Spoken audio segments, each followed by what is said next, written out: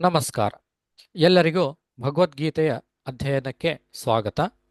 ಇವತ್ತು ನಮ್ಮ ಜೊತೆಗೆ ಸಂಸ್ಕೃತಿ ಅನ್ನುವಂತಹ 2ನೇ ಕ್ಲಾಸಿನ ವಿದ್ಯಾರ್ಥಿನಿ ಇದ್ದಾಳೆ. ಅವಳು ಈಗಾಗಲೇ ಮೊದಲನೇ ಅಧ್ಯಾಯ ಮತ್ತು 2ನೇ ಅಧ್ಯಾಯವನ್ನು ಪರಿಪೂರ್ಣವಾಗಿ ಮುಗಿಸಿದ್ದಾಳೆ. ಮತ್ತು 2ನೇ ಅಧ್ಯಾಯದ ಶ್ಲೋಕವನ್ನು ಆವಾಗವಾಗ ಒಪ್ಪಿಸ್ತಾ ಇದ್ದಾಳೆ, ಒಂದಾದಮೇಲೆ ಒಂದು. ಈಗ 60 ಶ್ಲೋಕದ ತನಕನೂ ನನಗೆ ಒಪ್ಪಿಸಿದ್ದಾಳೆ. ಈಗ ನಾವು 3ನೇ ಅಧ್ಯಾಯವನ್ನು ಕಲಿಯುವಂತಹ ಸಮಯ. ಇವತ್ತಿನಿಂದ ಈ ಸಂಸ್ಕೃತಿ ಅನ್ನುವಂಥ ವಿದ್ಯಾರ್ಥಿನಿಯ ಜೊತೆಗೆ ನಾವು 3ನೇ ಅಧ್ಯಾಯವನ್ನು ಕಲಿಯೋಣ. ಎಲ್ಲರಿಗೂ ಈ ಭಗವದ್ಗೀತೆಯ ಅಧ್ಯಯನಕ್ಕೆ ಮತ್ತೊಮ್ಮೆ ಸ್ವಾಗತ. ಸಂಸ್ಕೃತಿ ನಾಂದ ಮೇಲೆ ರಿಪೀಟ್ ಮಾಡಮ್ಮ. ಹಾಂ. ಅಥ ಭಗವದ್ಗೀತಾಸು ಅಥ ಭಗವದ್ಗೀತಾಸು ಎಷ್ಟು ಸಲ ರಿಪೀಟ್ ಮಾಡ್ತೀಯಮ್ಮ? 5 times. 5 ಟೈಮ್ಸ್ ರಿಪೀಟ್ ಮಾಡಪ್ಪ. Yes. ಅಥ Sir, ಇನ್ನೊಂದ್ಸಲ. ಓಕೆ, ಅಥ ತಡಿಯಪ್ಪಿ. ಅಥ ಭಗವದ್ಗೀತಾಸು ಅಥ ಭಗವದ್ಗೀತಾಸು ಅಥ ಭಗವದ್ಗೀತಾಸು ಅಥ ಭಗವದ್ಗೀತಾಸು ಅಥ ಭಗವದ್ಗೀತಾಸು ಅಥ ಭಗವದ್ಗೀತಾಸು ತೃತೀಯೋಧ್ಯಾಯಃ ತೃತೀಯೋಧ್ಯಾಯಃ ತೃತೀಯೋಧ್ಯಾಯಃ ತೃತೀಯೋಧ್ಯಾಯಃ ತೃತೀಯೋಧ್ಯಾಯಃ ತೃತೀಯೋಧ್ಯಾಯಃ ಕರ್ಮಯೋಗಃ ಕರ್ಮಯೋಗಃ ಕರ್ಮಯೋಗಃ ಕರ್ಮಯೋಗಃ ಕರ್ಮಯೋಗಃ ಕರ್ಮಯೋಗಃ. ಗುಡ್ಡಮ್ಮ, ಚೆನ್ನಾಗಂತ ಇದೆಯಾ? ಅರ್ಜುನ ಉವಾಚ ಅರ್ಜುನ ಉವಾಚ 5 ಸಲ ಅನ್ನಪ್ಪ. ಹಾ ಹಾ ಅರ್ಜುನ ಉವಾಚ ಅರ್ಜುನ ಉವಾಚ ಅರ್ಜುನ ಉವಾಚ ಅರ್ಜುನ ಉವಾಚ ಅರ್ಜುನ ಉವಾಚ ಜ್ಯಾಯಸಿ ಜ್ಯಾಯಸಿ ಜ್ಯಾಯಸಿ ಜ್ಯಾಯಸಿ ಜ್ಯಾಯಸಿ ಜ್ಯಾಯಸಿ ಚೇತ್ ಕರ್ಮಣಸ್ತೆ ಕರ್ಮಣಸ್ತೆ ಚೇತ್ ಕರ್ಮಣಸ್ತೆ ಚೇತ್ ಕರ್ಮಣಸ್ತೆ ಚೇತ್ ಕರ್ಮಣಸ್ತೆ ಚೇತ್ ಕರ್ಮಣಸ್ತೆ ಮತಾ ಬುದ್ಧಿ ಮತಾ ಬುದ್ಧಿ ಮತಾ ಬುದ್ಧಿ ಮತಾ ಬುದ್ಧಿ ಮತಾ ಬುದ್ಧಿ ಮತಾ ಬುದ್ಧಿ ಜನಾರ್ದನ ಜನಾರ್ದನ ಜನಾರ್ದನ ಜನಾರ್ದನ ಜನಾರ್ದನ ಜನಾರ್ದನ ತತ್ಕಿಂ ಕರ್ಮಾಣಿ ಸರ್ ಇನ್ನೊಂದ್ಸಲ ಹೇಳ್ರಿ ಸರ್. ತತ್ಕಿಂ ಕರ್ಮಾಣಿ ತತ್ಕಿಂ ಕರ್ಮಾಣಿ ತತ್ಕಿಂ ಕರ್ಮಾಣಿ ತತ್ಕಿಂ ಕರ್ಮಾಣಿ ತತ್ಕಿಂ ಕರ್ಮಾಣಿ ತತ್ಕಿಂ ಕರ್ಮಾಣಿ ಘೋರೆ ಮಾಂ ಘೋರೆ ಮಮ್ಮ ಘೋರೆ ಮಮ್ಮ ಘೋರೆ ಮಮ್ಮ ಸ್ಟಾಪ್ ಘೋರೆ ಮಾಂ ಘೋರೆ ಮಮ್ಮ ಘೋರೆ ಮಮ್ಮ ಘೋರೆ ಮಮ್ಮ ಘೋರೆ ಮಮ್ಮ ಘೋರೆ ಮಮ್ಮ ನಿಯೋಜಯಸಿ ನಿಯೋಜಯಸಿ ನಿಯೋಜಯಸಿ ನಿಯೋಜಯಸಿ ನಿಯೋಜಯಸಿ ನಿಯೋಜಯಸಿ ಕೇಶವ ಕೇಶವ ಕೇಶವ ಕೇಶವ ಕೇಶವ ಕೇಶವ. ಅರ್ಜುನ ಉವಾಚ ಅರ್ಜುನ ಉವಾಚ ಅರ್ಜುನ ಉವಾಚ ಅರ್ಜುನ ಉವಾಚ ಅರ್ಜುನ ಉವಾಚ ಅರ್ಜುನ ಉವಾಚ ಜಾಯಸಿ ಜಾಯಸಿ ಜಾಯಸ್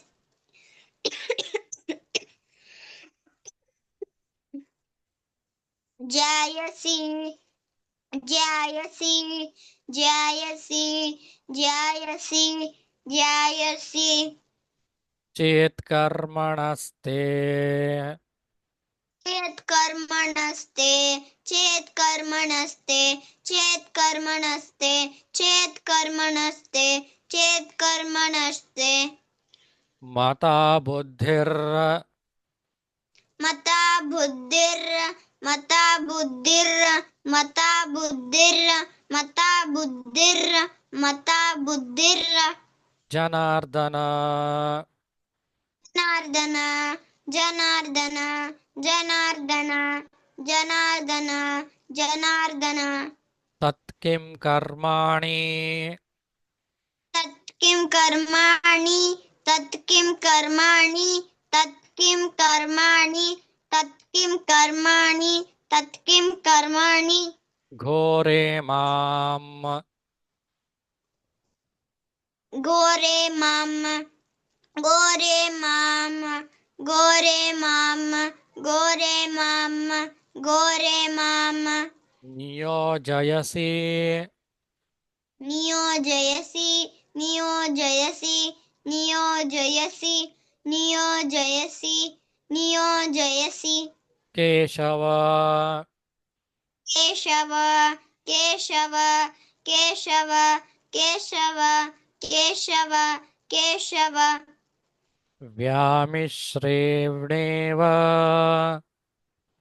व्यामृष ಓಕೆ ಅಮ್ಮ ಮತ್ತೊಮ್ಮೆ ಹೇಳ್ತೀನಿ ಕೇಳೋ ವ್ಯಾಮಿಶ್ರೇಣೇವ व्यामिश्रेणेव व्यामिश्रेणेव व्यामिश्रेणेव व्यामिश्रेणेव व्यामिश्रेणेव व्यामिश्रेणेव ವಾಕ್ಯೇನ वाक्येन वाक्येन वाक्येन वाक्येन वाक्येन ಬುದ್ಧಿಂ ಮೋಹಯ ಬೇಡ ಬೇಡ ಬೇಡ ತಡಿಯಮ್ಮ ಬುದ್ಧಿಂ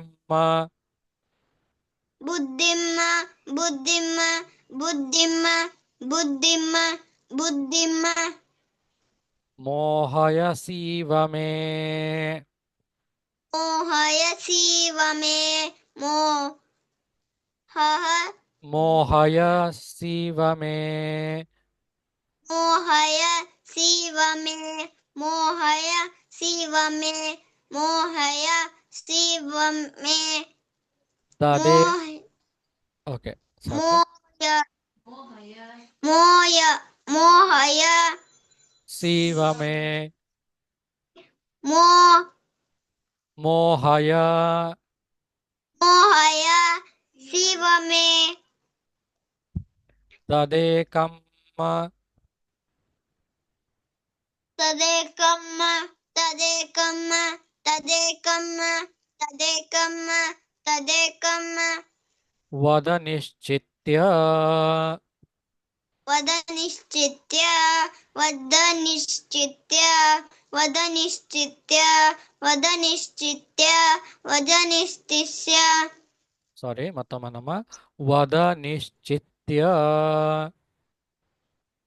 वद निश्चित्य वद निश्चित्य वद निश्चित्य वद निश्चित्य वद निश्चित्य वद ಸಾಕಮ್ಮ निश्चित्य ಸಾಕು 6 ಟೈಮ್ಸ್ ಅಂತ ಇದೆಯಾ ಏನ ಶ್ರೇಯೋಹ येन श्रेयोः येन श्रेयोः येन श्रेयोः येन श्रेयोः येन श्रेयोः ಮಾಪ್ನುಯಾಮ್ माप्नुयाम माप्नुयाम माप्नुयाम माप्नुयाम माप्नुयाम ವ್ಯಾಮಿಶ್ರೇಣೇವ